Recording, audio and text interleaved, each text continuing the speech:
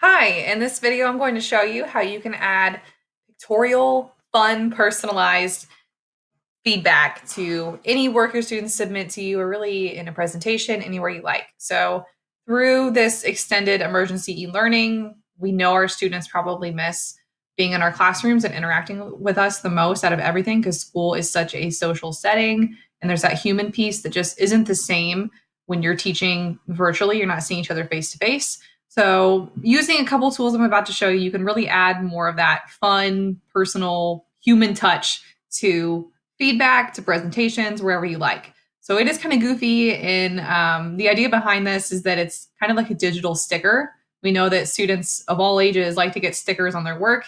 You can use a GIF. We call it a GIF. I guess there's a little bit of debate about that.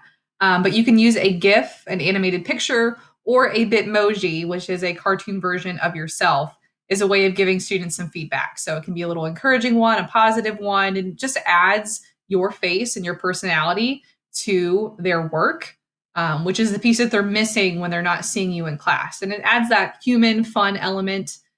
Students have a positive relationship with you, and it really shows them that you are there, you are caring for them, even though you're not there. So it adds a personal element so they see it's not just a computer or an impersonal screen that they're interacting with. So the tools I'm going to show you are a GIF creator, which is a website called andthenIwaslike.co. I have it pulled up right here. And that's where you can make that animated moving picture. The other resource I'll show you is called Bitmoji. If you use this on your phone, it's the same concept. It's an app.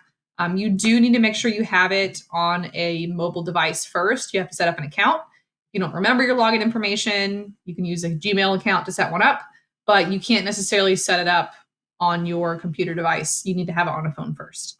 So if I am using this GIF creator, I'll go to this website and it's really, really easy. I just click, I want to make a GIF. I can add a caption here if I want, but I would click record. Gives me a countdown, then I can do something silly for the whole time that it's playing. So that's mine. And if I am happy with that because it's interesting and obviously that's really encouraging and fun for my students to see, I'll click save. And then on this next screen is where I can save it as an image on my device.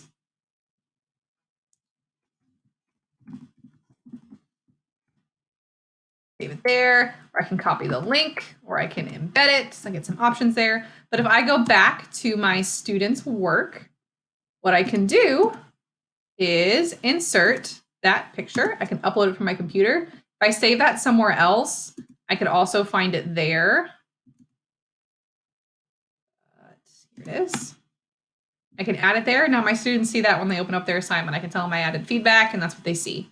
If I'm working on a Google Slides presentation, I can also insert it there as my students' feedback. There's lots of different places where you can put this. You can even put this on It's Learning. If you save it on your device and then upload it as a picture on It's Learning, it will keep moving. I have noticed before sometimes though, that if you just copy this picture, you don't save it somewhere first, it loses that animated effect. It will just give you a freeze frame version of that picture. So just make sure you save it somewhere if you actually want it to still be a moving GIF. All right, so there we go. That's that example. The other example here is to use Bitmoji, and this is an extension. Like I said, you need to make sure that you have the app on your phone first. Go through the setup there. You have to give an email. I use a personal one because it's not necessarily something tied to school. But Bitmoji is available for our teachers to add. It is not available to students. They have a user agreement that requires you to be of a certain age to use this. And if you've used Bitmoji before, there's some on there that aren't necessarily appropriate for students to use. So that's why it's only available to our staff. But if I want to use Bitmoji, I'll have to add it as an extension from the Chrome Web Store. And once I do, it shows up here on my toolbar. And if I am wanting to provide more fun feedback on this essay my students wrote about the wonderful, marvelous George Washington, then I can add in Bitmoji as well. And the great thing about this is that it's as easy as just dragging and dropping. So after I set up my account and I link it here after I've added this extension, say, I can type something out and it will actually bring up some related to that, or it will just put the text that you type in there as well.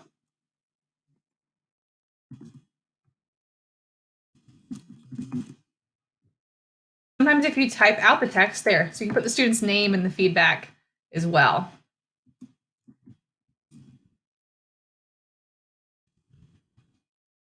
Right? Those there, but I'm just going to go with the pre-made one.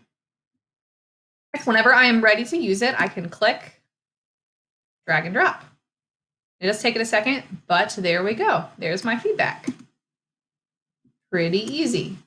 And I can do that on slides. I can do that in sheets even, docs like this, pretty much any G Suite area, I can do that. You can also always save any of these as well. I can right click, I can save the image. So if I want to put it somewhere else, like on It's Learning, I can save it as a picture and then add it there. So that's how you can add some fun, personalized feedback to our students during this time.